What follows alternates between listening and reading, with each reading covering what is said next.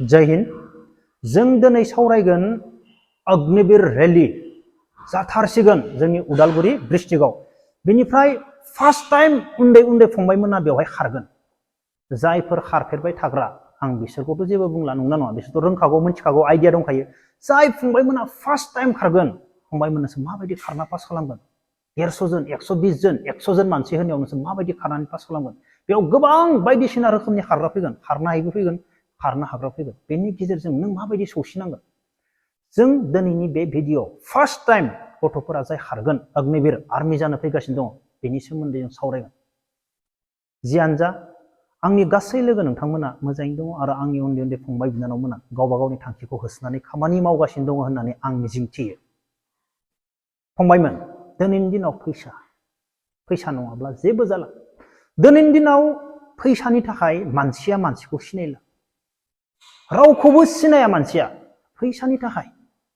दिनैनि दिनाव नों फैसा बिब्लाबो मोना। मालाबाबो नोङो फैसा बिब्लाबो नों रावनिफ्रायबो सहसाव फैसा बिनानै नों मोना। दिनैनि दिनाव ओरैबायदि जालांबाय दिना। फैसानि थाखायनो जोङो गावनि जोनोमगिरि बिमा बिफाखौबो जोंनि हारियावल' नङा, गोबां हारियावनो दङ। फैसानि थाखायनो फैसा आरजिनो हायैयाव, फैसा खामायनो हायैयाव, फैसा दोनथुमनो रोङियाव गावनि जोनोमगिरि बिमा बिफाखौबो ओंखाम खबसेबो जाहोनो हायैबो न'खर दङ। जोंनि हारियावल' नङा, देशआवनो दङ बेफोरबायदि। गावनि जोनोमगिरि बिमा बिफाखौबो फिसिफिननो हायाखै फैसा खामायनो रोङियाव। फंबायमोन, बिमा बिफायाबो मा बोराय बुरै जास्लाबनो मोनि बेमार जानानै थैलांबाय। दिनैनि दिनाव मा गोदोनि जुग नंला, 120 बोसोर 100 बोसोर थांनाय।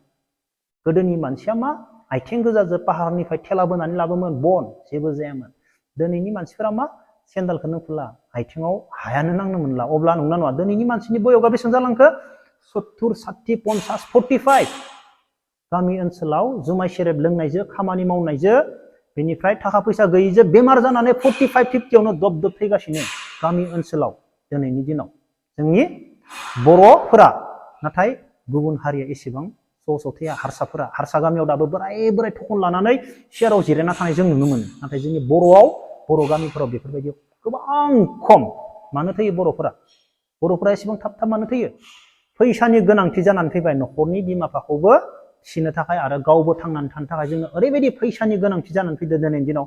दिनै नाय नोंसोरो, फैसानि थाखायनो बेसेबां नांलाय खमलाय। राजखान्थि हान्जायाव नाय नोंसोरो, गासैबो मा राजखान्थि हान्जायाव थाङो। बेनिफ्राय मा फैसानि थाखाय रावखौबो रावबो नायलाया, सब नांलायनाय गावबा गाव मानसि बोजोबनानै गावबा गाव खामानि मावनो नागिरनाय। मानि थाखाय? फैसानि थाखाय नंना नङा? खामानि मावनाय माने फैसानि थाखाय नंना नङा? गासैबो नांलायलायनाय। राजखान्थि हान्जायावबो नाय, सानसेबो सान्थियानो गैया। माने बैनोबो सान्थि होननायखौनो जों नुनो मोना, खोनानो मोना।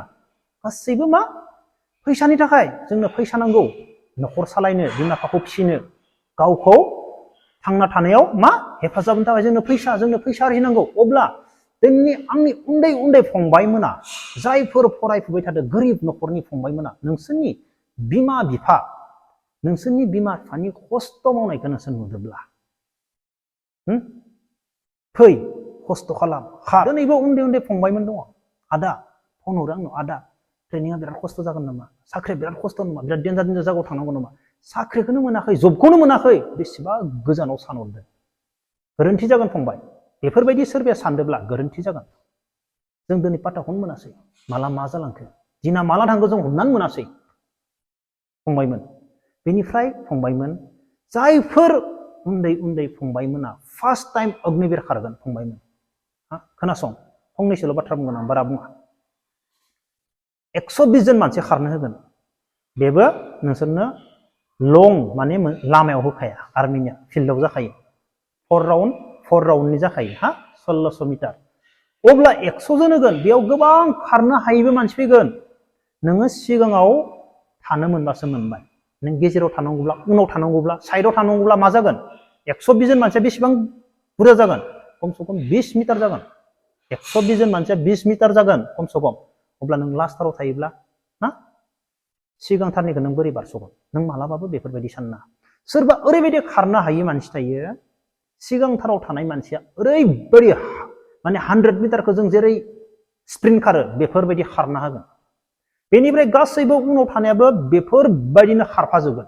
खारफाजोबनानै फाखोनिया लासै मानसिफ्रानो दद्रजोबो बेनिफ्राय जाय सिगांथाराव थानानै बिराद स्पिड खारदोंमोन बेथ' फाखोसेखौनो खारनानै बे मा फाखोनैबो खारा फाखोथामबो खारा आं बेफोरबायदिबो नुनो मोनदों ओरैबायदि इन्टारेस्टिं जायो बेनिखायनो फंबायमोन नों नोंनि केपासिटिखौ मिथिखागोन नोंनि स्पिडा स्टार्टिंनिफ्राय बेसेबां जानांगौ स्टार्टिंआव नोङो मानसिनि थाखाय बांद्राय खाथि मानसिनि थाखाय नों मा स्पिड लानो हायाखै नों उनाव दोङो नाथाय नोङो 100 मिटार 200 मिटार थांनायनि उनावथ' नों गेप मोनगोन नंना नङा अब्ला नोङो मा फार्स्टआव स्ल'मोन नोङो मा 100 मिटार 200 मिटारनि उनाव नों स्पिडखौ बारायनांगोन नाथाय नों स्पिडआवनो सोरबा बिराद स्पिड खारदों होननानै नों खारफाजोबना लाबा नोंबो मा जागोन नोंबो हां लास' हानाय नङा नोंनियाबो मा थांनानै थाबथाहैगोन बेनिखायनो बेफोरबायदि भुल खालामनाङा फंबायमोन गुबुनजों मालाबाबो खारफानाङा नोंनि केपासिटि हिसाबै नोङो खारफंबाय बेनिफ्राय नोंनि ग्राउन्डखौ नाय ग्राउन्डआ हाब्रु जादों नामा मालाबाबो गोलैनाङा गोलैदोब्ला सेसखा नों गोलैनानै नोङो उथिनानै खारफिनगौ मानि गुबुना मोनहैजोबगोन आरो नोंनियाव खेबसे गोलैनायनि उनाव नोंनियाव नों सहस नंखाला गोलैनायनि उनाव नों खारफिनगोन बे मालाबाबो सहस नङा बेनिफ्राय गुबुनजों उनथिंनिफ्राय खोलैजाना बिसोर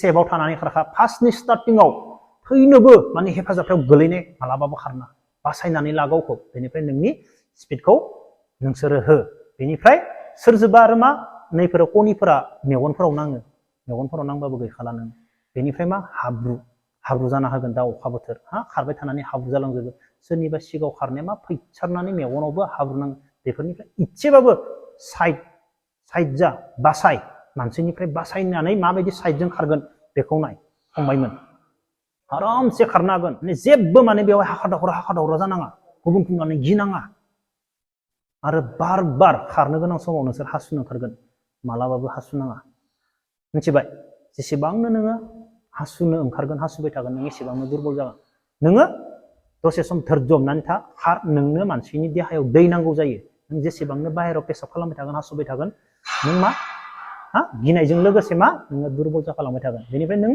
बे दैखौ लानानै खार नोङो बे नों फाखोसे खारहांबानो नोंनो दै नांगौ जागोन अट'मेटिकलि देहायाव अब्लानो मा जागोन बे बन्द जालाङो बुजिबायना फंबायमोन गिनानै नोंसोरो हासुनो ओंखारबाय थानो हागौ हासुबाय थानाङा मालाबाबो धैर्य हमनानै था कन्ट्रल खालामनानै था नोङो खारनो गोनां बेसो बे खामानि होगोन नोंनो फंबायमोन हालौरा मालाबो जाना गिनाङा इजि बिन्दास आं खारनो हाखायो बेफोरबायदि था आङो 5 मिनिट दं फाखोब्रै हाखायो बेफोरबायदि बिन्दास था स्ट्रं था जेबो गिनांगौ गैया फंबायमोन मानसिफोरखौ नुनानै गिनाङा 120 जन गाहाम हाखा दरा मानसिखौ नुनानै मालाबाबो गिनाङा बरिया बिन्दास था साइडआव था आरामसे खारनानै सिगांनि हेफाजाबग्रा मानसिखौल' बारग'हो माने 100 to 100 मिटारनि उनाव गासैबो गेसें जालांखायो अब्लानो नों सौसिदो फंबायमोन बे समाव नों नायनांला नोंनि बोलोखौ नोंनि देहा सिङाव नोंनि बोलोखौ नों दोननानै जेबो लाब गैला नों खारनो स्टार्ट खालामबाय नालाय फंबायमोन खारदो नालाय नोंनि बोलोखौ नों बेयाव दोननानै लाब गैला नों बेखौ आउट खालामजोबनानै नांगौ जायोबा नों खारखांनानै गोलैनानै था फंबायमोन बुजिबाय नों हालाले हाफिनबो नों बोलोखौ बेयाव लाबाय थाबा जेबो जाया मेगन मिसिब आं खारनो हागोन खारगोन बोलो लानानै फै 400 मिटार लास्ट राउन्डखौ बोलो लानानै फै गोसो सिङाव आं एबार खारनोसै मानसिया आं एबार खारनोसै होननानै नोङो बोलो होनानै खारगोन ना नोंनियाव बोलोआ फैफिनगोन आरो नों 400 मिटारआवलाय मा जायो मानसिया 400 मिटार स्प्रिन्ट मा जायो जेबो जाया